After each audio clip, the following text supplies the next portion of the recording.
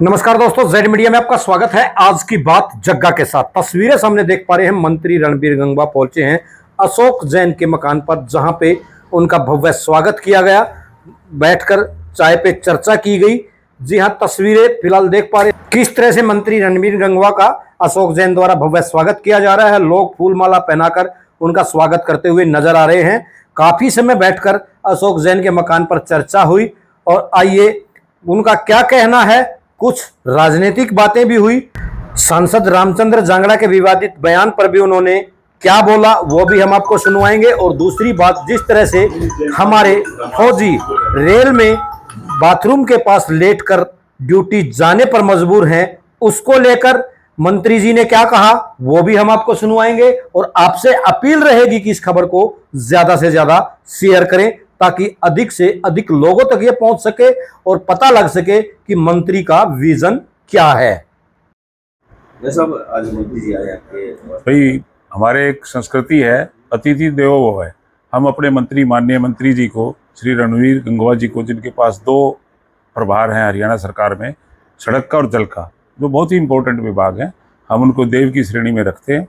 और छोटे से निवेदन पे उन्होंने अपने इतने बिजी शेड्यूल से हमारे को मौका दिया। हमारा पूरा अग्रवाल समाज, पूरे समाज के सभी 36 बिरादरी के लोग यहाँ उपस्थित हैं। हम इनका हार्दिक अभिनंदन करते हैं।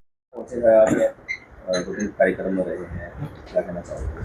आज गोहाना में हमारा एक सामाजिक संगठन बीपीएच जो है उसकी मीटिंग थी, जो सामाजिक तौर पे कार्य करता है। भाई कोई भी समाज के अंदर कोई दिक्कत परेशानी हो, कोई मदद करना, हेल्प करना, यानी कि एक तरीके से अच्छा एक ग्रुप बना हुआ है युवा साथियों का। और उनके प्रोग्राम में उन्होंने इन्विटेशन दिया था, उसके अंदर आए थे। उसी के से आज विस्तार से चर्चा करने के लिए सामाजिक तौर पे राज्यसभा सांसद है रामचंद्र जांगड़ा, उनका एक बयान जो है सामने आया है और लगातार वायरल भी हो रहा है, क्या कहते हैं?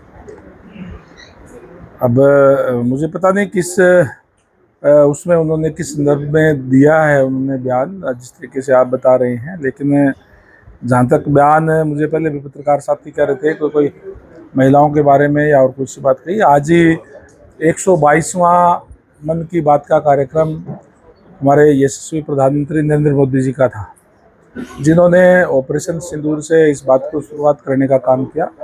किस तरीके से ऑपरेशन सिंदूर के अंदर जो घटना हुई पहलगाम की, उसमें महिलाओं के नेतृत्व के अंदर हमारे चाहे सोफिया कुरैशी जी, चाहे ओमिका सिंह जी, उनके नेतृत्व के अंदर जो आतंकवादियों को पाकिस्तान के 100 किलोमीटर तक के अंदर जाकर के एक साथ 9 जगह उनकी कमर तोड़ने का काम किया, आतंकवादियों की उनको नष्ट करने का काम किया। और ये बताने का काम किया कि ये नया भारत है, मोदी जी का भारत है, इसमें आतंकवादियों का कोई स्थान नहीं है। उसका नेतृत्व भी जब हमारी जाबाज सैनिकों के रूप में हमारी महिला सैनिक जो करने का काम करती है, हमारा इतिहास जो भारत का है वो महिलाओं का गौरवमयी इतिहास है। चाहे झांसी की रानी हो, चाहे हम अभी मातेश्वरी अहिल्याबाई होलकर की 300वीं जन्म जयंती मना रहे हैं। किस तरीके से कुशलतापूर्वक, किस कूटनीतिक से उन्होंने अपने पति की मृत्यु के बाद और अपने बेटे की मृत्यु के बाद भी जिस तरीके से राज को चलाने का काम किया, आज भी उसके उदाहरण दिए जाते हैं। तो महिलाएं तो हमारी सशक्तिकरण है। और जहाँ तक अब की बात आप करें महिलाओं की बात, भारतीय जनता पार्टी की सरकार बनने के बाद 33% आरक्षण अभी महिलाओं का लोकसभा के अंदर बिल पास हुआ है, विधानसभा में भी, लोकसभा में भी होगा। 50% आरक्षण ऑलरेडी हम दे चुके हैं हरियाणा के अंदर महिलाओं को। हर दूसरे गांव में हमारी महिला सरपंच है। जितने भी ब्लॉक समिति के मेंबर बनते हैं आधी महिला हैं, जितने जिला परिषद के मेंबर बनते हैं आधी हमारी महिला है। 33% आरक्षण लोकल बॉडी के अंदर हमारे जो नगर निगम, नगर परिषद, नगर पालिका के अंदर है। तो इस पे तो कोई सवाल उठाने का अब तो कोई सवाल ही पैदा नहीं। जितना सशक्तिकरण आदरणीय नरेंद्र मोदी जी के टाइम में हुआ है और लगातार चल रहा है। बेटी बचाओ बेटी पढ़ाओ का प्रोग्राम भी पूरे देश स्तर के ऊपर चलाने का काम किया। जिस तरह से आपने सैनिकों की बात की और तिरंगा यात्रा भी अभी पूरे देश में चली है, और एक वीडियो अभी सामने आई थी कि जो सैनिक है ट्रेन में उनको सीट नहीं मिली, बाथरूम के बाहर लेट कर जो वो जा रहे थे, क्या उनके लिए स्पेशल एक बोगी नहीं होनी चाहिए? बात बोगी की नहीं, बल्कि मैं तो ये कहूँगा कि हमारे जो आम नागरिक है उनको भी हम सारे सम्मान करते हैं। सैनिकों का पर्टिकुलर एक जगह की बात आपने कही, मुझे पता नहीं कौन होंगे, उसमें क्या होगा। वैसे तो व्यवस्था होती भी है सैनिकों के लिए भी, लेकिन वैसे भी सैनिक देश का गौरव है, देश की रक्षा करने का काम करता है। और आज हर नागरिक जो है सेना का कोई भी अगर वर्दी के अंदर दिखता है तो उसका सम्मान से उसको बिठाना है, उसका भी काम करते हैं।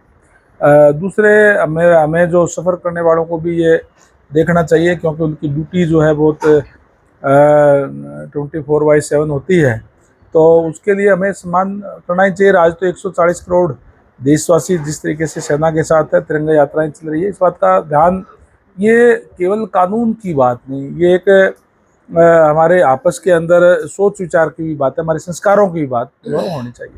दीपेंद्र हुड्डा ने कहा है कि जो हरियाणा की जो सरकार है वो रिमोट से चलती है, दिल्ली से।